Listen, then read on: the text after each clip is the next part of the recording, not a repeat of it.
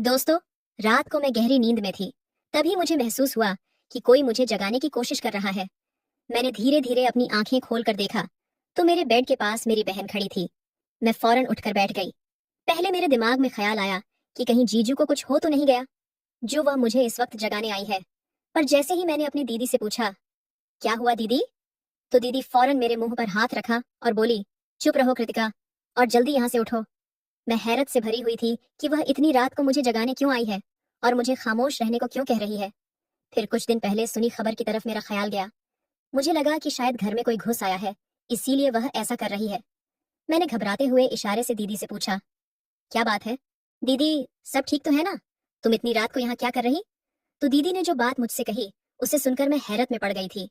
मेरी बहन चाहती थी कि मैं उसके कमरे में जाकर उसके पति के साथ बेड पर उसकी जगह सो जाऊं। मैंने उससे पूछा, तुम ऐसा क्यों चाहती हो और मैं तुम्हारे पति के साथ कैसे सो सकती हूँ? लेकिन दीदी जिद कर रही थी कि मैं 2 घंटे के लिए वहां रुक जाऊं। जब वह वापस आएगी तो फिर मैं वहां से आ जाऊंगी और किसी को पता नहीं चलेगा। जबकि मुझे डर था कि अगर जीजू को पता चल गया तो वह हम दोनों बहनों को घर से निकाल देंगे।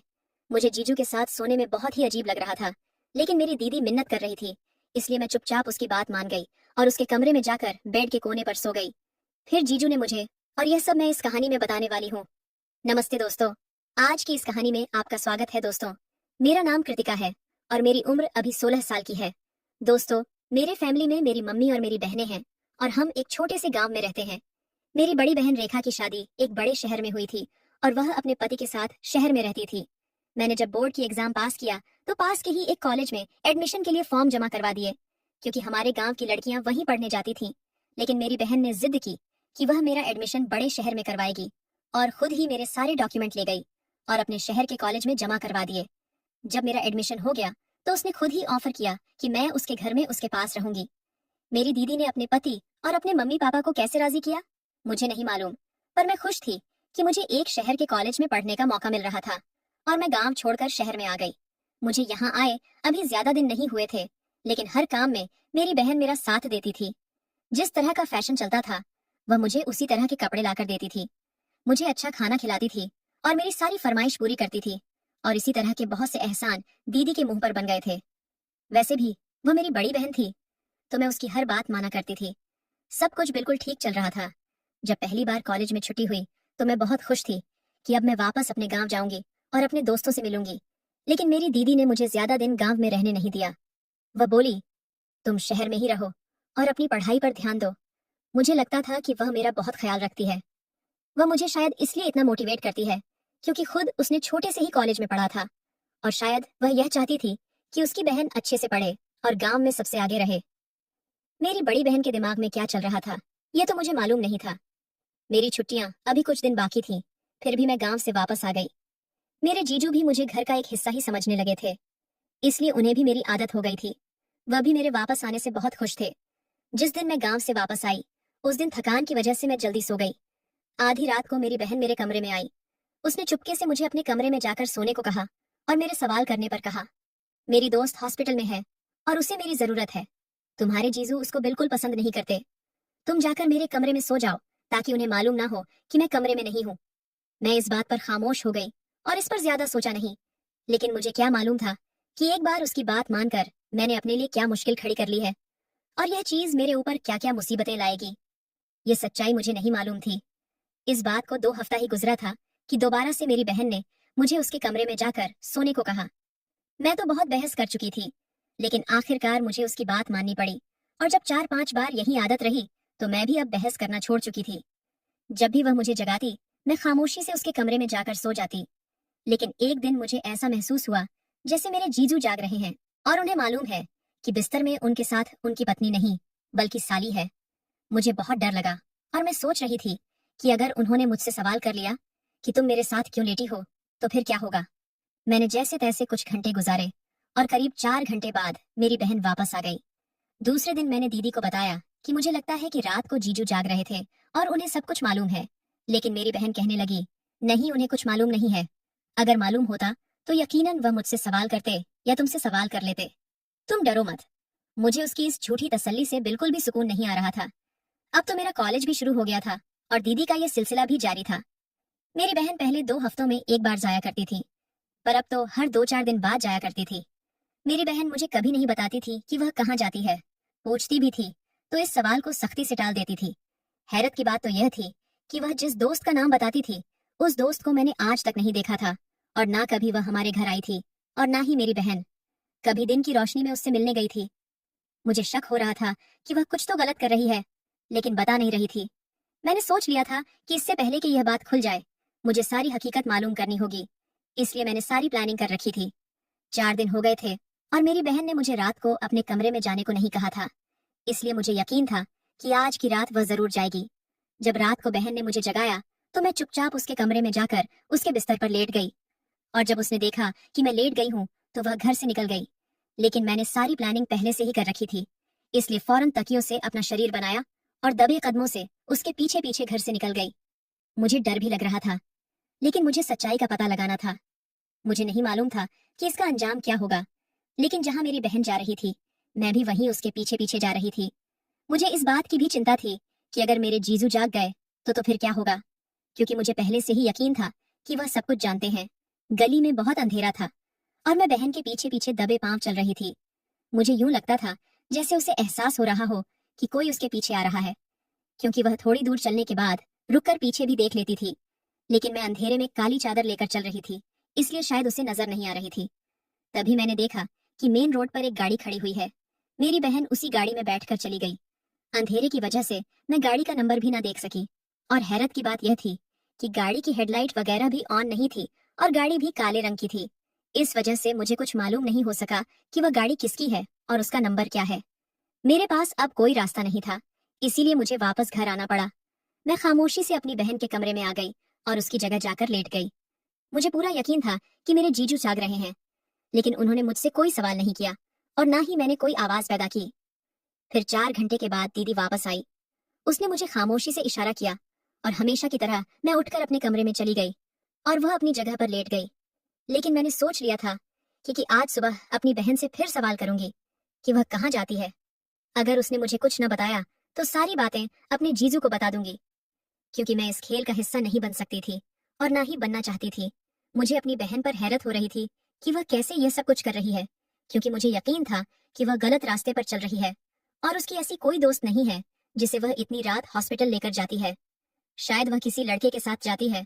और अब मैं अपनी बहन के घरेलू मामलों में बहुत गौर कर रही थी, तो मुझे अंदाजा हुआ कि मेरे जीजू की सैलरी इतनी ज्यादा नहीं है, तो फिर मेरी बहन रोज रंग बिरंगे सूट कहाँ से लेती है और मुझे भी ढेर सारा पॉकेट मनी देती है। ये सारे पैसे उसके पास कहाँ से आते हैं?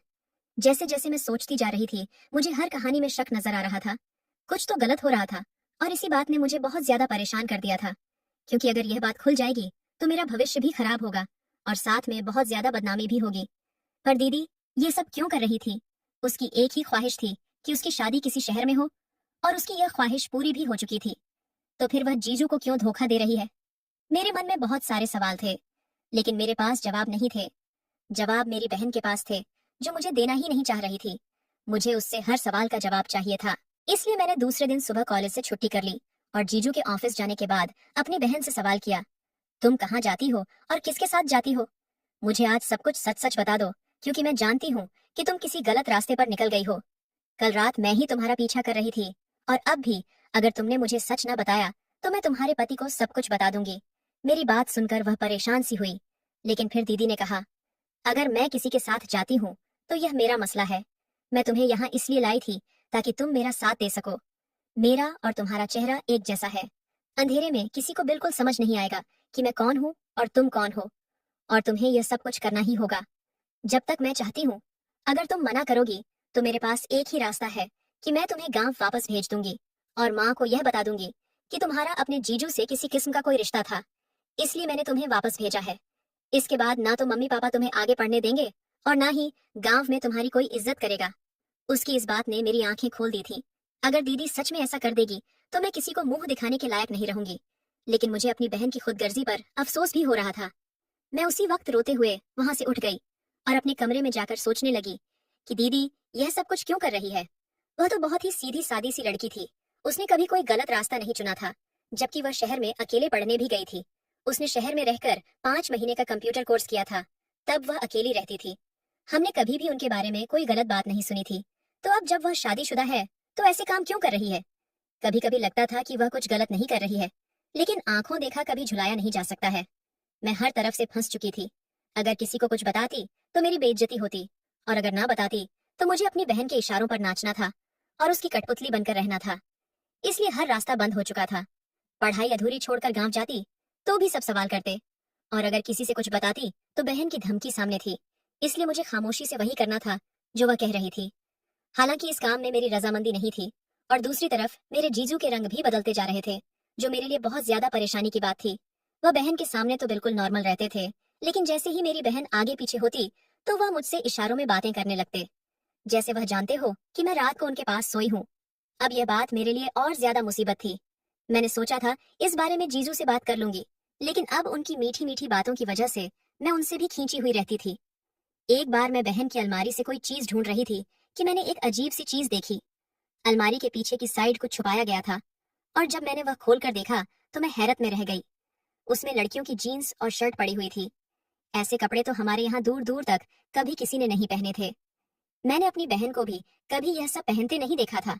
तो इसका मतलब यह था कि मेरा शक सही है, मेरी बहन गलत रास्ते पर चल रही है। वह ऐसे कपड़े पहनकर अपने किस दोस्त से मिलने जाती है। अब मुझे अपनी बहन से बड़ी नफरत महसूस हुई, और उधर जीजू का व्यवहार भी बदलते जा रहा था। और मैं ये बात बहन को भी नहीं बता सकती थी, क्योंकि जो खुद किसी गलत रास्ते पर चल रही हो वह मेरी क्या मदद करेगी। फिर एक दिन ऊपर वाले ने मेरी सुन ली और मुझे सारी हकीकत मालूम हो गई। एक दिन की बात है कि मैं कॉलेज से वापस आई तो हमारे घर के सामने कुछ अजीब किस्म की भीड़ लगी हुई थी। मुझे किसी अनहोनी का आभास हुआ। मैं भीड़ को हटाते हुए जब अंदर पहुंची तो सामने का मंजर बहुत हिला देने वाला था। पुलिस वालों ने मेरे जीजू को पकड़ रखा था, और मेरी बहन वहीं पर खड़ी थी, लेकिन वह कुछ भी नहीं बोल रही थी। मैंने पूछा, ये सब क्या हो रहा है? तो मेरी बहन ने फौरन मुझे पकड़कर अपने पीछे कर लिया और कहा, बिल्कुल खामोश रहो। मुझे लगता है कि मेरी बहन ने अपने पति को पकड़वा दिया है ताकि वह किसी और के साथ रंगरलियां मना सके। यही बात मैंने अपनी बहन से बोली तो उसने मुझे खामोश रहने को कहा। मेरे जीजू चीखते रहे, पर दीदी के माथे पर एक शिकन तक नहीं आई, और पुलिस उनको पकड़ कर ले गई। भीड़ हटने के बाद मैं अपनी बहन पर गुस्सा होने लगी। मैंने कहा, तुम्हें अपने पति को गिरफ्तार नहीं करवाना चाहिए था। अगर तुम्हें वह पसंद नहीं थे तो तुम उनसे डिवोर्स ले सकती थी, लेकिन किसी बेगुनाह को ऐसे पकड़वाना बिल्कुल भी अच्छी बात नहीं है। मेरी बहन ने कहा, कृतिका, वह बेगुनाह कैसे हैं? क्या वह तुम्हें तंग नहीं करते थे? क्या मेरी पीठ पीछे वह तुम्हें गलत निगाह से नहीं देखते थे? क्या उन्होंने तुम्हारे साथ जबरदस्ती करने की कोशिश नहीं की थी? तुम मुझे ये सारी बातें बताती नहीं थी, पर इसका मतलब ये नहीं है कि मुझे कुछ पता नहीं था कि क्या हो रहा है। दीदी की इस बात पर मैं सिर झुकाकर रह गई तो मेरी बहन ने कहा, अब तुम यहाँ बैठो, आज मैं तुम्हें तुम्हारे सारे सवालों के जवाब दूंगी। और फिर मेरी बहन ने मुझे जो हकीकत बताई वह मुझे हैरान परेशान करने के लिए काफी थी। वह बोली, क्या तुम्हें याद है कि मैं शादी से पहले शहर में 5 महीने का कोर्स करने आई थी? मैंने कहा, हाँ, मुझे याद है। इस पर उसने मुझे बताया कि वह कोई कंप्यूटर कोर्स नहीं था, बल्कि उसने पुलिस फोर्स ज्वाइन कर ली थी और वह उसकी ट्रेनिंग लेने आई थी। उसने ये बात किसी को नहीं बताई थी। कुछ साल के बाद जब उसके लिए रिश्ता आया तो मम्मी पापा ने जिद करके मेरी बहन की शादी कर दी। लेकिन जब शादी के बाद उसने अपने पति से कहा कि वह पुलिस फोर्स ज्वाइन करना चाहती है, तो जीजू ने सख्ती से मना कर दिया। उसने उन्हें नहीं बताया था कि वह पहले से ही फोर्स ज्वाइन कर चुकी है। जब उसने ज्वाइन किया था तो उसकी हेड ने उससे कहा था कि वह रिजाइन ना करे, बल्कि वह डेली ना आए, लेकिन पुलिस के जो छुपे हुए मिशन है उनमें वह मदद कर दिया करे। इस पर उसने हामी भर ली। शुरुआत में उसे ऐसा लग रहा था कि घर की किसी मजबूरी की वजह से उसका पति मना कर रहा है। एक बार एक छुपी हुई गैंग के खिलाफ उन्हें सबूत ढूंढना था, और उसने अपने पति को बताए बिना ही काम शुरू कर दिया। लेकिन जब गैंग के बारे में मालूम किया गया तो पता चला कि जीजू भी इसी गैंग का एक हिस्सा है, और इसलिए जीजू उसे पुलिस फोर्स ज्वाइन करने से मना करते थे। धीरे धीरे दीदी को यह भी समझ आ गया था कि जीजू मुझ पर भी बुरी नजर डाल रहे हैं, इसलिए उसने अपने प्लान को जल्दी पूरा करने का फैसला किया और जल्दी से जीजू के खिलाफ भी सबूत ढूंढ लिए। दीदी बोली, आज मैंने खुद उसकी गिरफ्तारी भी की है, क्योंकि मैं अपने पति को खो सकती हूँ, लेकिन इस देश के साथ कभी गद्दारी नहीं करूंगी। और तू तो मेरी छोटी बहन है। मैं यहाँ तुझे पढ़ाने लिखाने के लिए लाई थी, पर मुझे नहीं पता था कि तुझे यहाँ ऐसा माहौल मिलेगा। अब मुझे अपनी सोच पर शर्मिंदगी होने लगी कि मैं अपनी बहन के बारे में क्या क्या समझ बैठी थी। मैंने तुरंत दीदी से माफी मांगी। उसने खुले दिल से मुझे माफ कर दिया। मेरी बहन ने अपने पति से डिवोर्स ले लिया और पुलिस फोर्स ज्वाइन कर ली। हम अब भी इस शहर में रहते हैं, लेकिन अब मेरे सिर पर किसी जीजू का साया नहीं था, और ना ही मुझे डर सताता है कि मेरी बहन किसी गलत रास्ते पर चलेगी और मुझे इस्तेमाल करेगी, क्योंकि आंखों का देखा हमेशा सच नहीं होता। तो दोस्तों, आपको यह कहानी कैसी लगी कमेंट करके जरूर बताएं। अगर आपको यह कहानी पसंद आई हो तो इसे लाइक करें और अपने दोस्तों के साथ शेयर करें। आगे भी ऐसी ही रोमांचक कहानियों के लिए हमारे चैनल को सब्सक्राइब करें और बेल आइकन दबाना ना भूलें ताकि आप हमारी कोई भी कहानी मिस ना करें। धन्यवाद।